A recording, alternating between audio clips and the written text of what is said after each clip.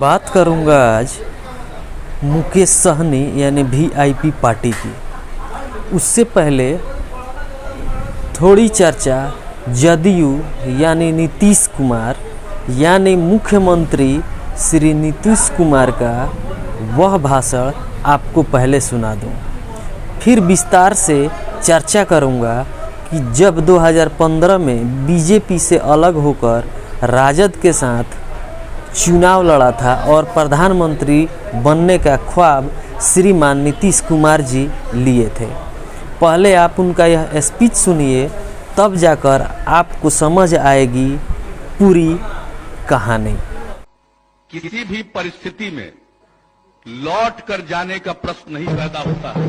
हम रहें या मिट्टी में मिल जाए, आप लोगों के साथ अब कोई समझौता भविष्य में नहीं होगा।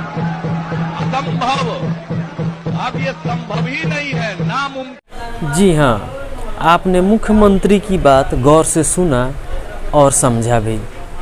आपकी जानकारी के लिए बता दूं, मेरा नाम पंकज कुमार भारती है और आप देख रहे हैं गांव गली न्यूज़ एक सच। साहब, आम आदमी की तो बात छोड़िए, यह है बिहार के सुशासन बाबू कहे जाने वाले सीएम नीतीश कुमार। ये कहते कुछ हैं और करते कुछ हैं। एक मुख्यमंत्री की बातों का कीमत बहुत होता है, लेकिन है तो भैया राजनीति, और राजनीति में ना कोई मित्र होता है और ना ही कोई दुश्मन। सिर्फ कुर्सी बची रहनी चाहिए, इसके लिए चाहे जो करना पड़े या किसी के पैरों में भी गिरना पड़े तो इसमें कोई हर्ज की बात नहीं है। खैर छोड़िए इन बातों को। अभी बिहार की राजनीति में बहुत कुछ देखने को मिल रहा है, जैसे मुकेश सहनी और बीजेपी के बीच जो खिचड़ी पक रही है और पकी है। मुकेश सहनी के सभी 3 विधायक बीजेपी में शामिल हो गए हैं। उधर चिराग पासवान भी बीजेपी के नज़दीक चल रहे हैं। उन्होंने 12 अप्रैल को होने वाली विधानसभा की एक सीट के उपचुनाव में बीजेपी को समर्थन देने का ऐलान कर दिया है। बिहार विधानसभा में बीजेपी अब सबसे बड़ी पार्टी बन गई है। यूपी में योगी के शपथ ग्रहण समारोह में मुख्यमंत्री श्री नीतीश कुमार के प्रधानमंत्री के आगे नतमस्तक होकर मिलने का अंदाज कई तरह के चर्चाओं को जन्म दे दिया है। यह घटना सियासी गलियारे में बहुत कुछ कहने का मौका दे दिया है। बिहार में आने वाले दिनों में राजनीति एक नया मोड़ ले सकती है। अब आपको मुकेश सहनी का मामला समझाता हूँ। विधानसभा की चुनाव में यानी 2020 की चुनाव में बीजेपी अपने कोटे से वीआईपी यानी मुकेश सहनी के लिए सीट छोड़ी थी, जिनमें 4 विधायक जीते थे और खुद मुकेश सहनी चुनाव हार गए थे।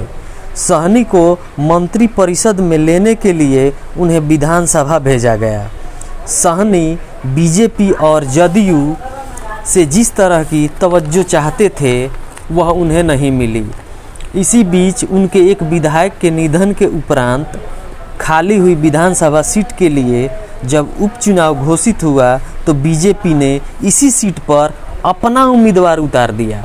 जी हाँ, मुकेश सहनी ने दबाव की राजनीति के तहत तेजस्वी के साथ 2.5 साल के सीएम बनाने और बनने की ऑफर का पेशकश किया और यहीं से खेला शुरू हो गया। इस खेल का नतीजा यह हुआ कि सहनी के 3 विधायक बीजेपी में शामिल हो गए और सहनी लॉलीपॉप चूसते रह गए।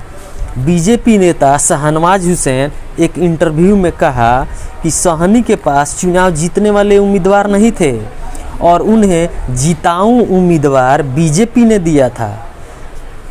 जिन 3 विधायकों ने बीजेपी ज्वाइन की है, दरअसल वह बीजेपी के ही हैं और उन्होंने घर वापसी की है।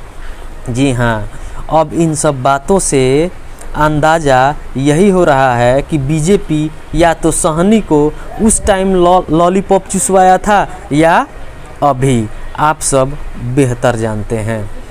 अब सहनी के विकल्प सीमित हैं और एक विकल्प है कि नीतीश कुमार गले लगाएं या फिर वह राजद के साथ जाएं। आप सभी ने मेरे साथ इस चर्चा में शामिल हुए, इसके लिए धन्यवाद। देखते रहिए गांव गली न्यूज़, एक सच।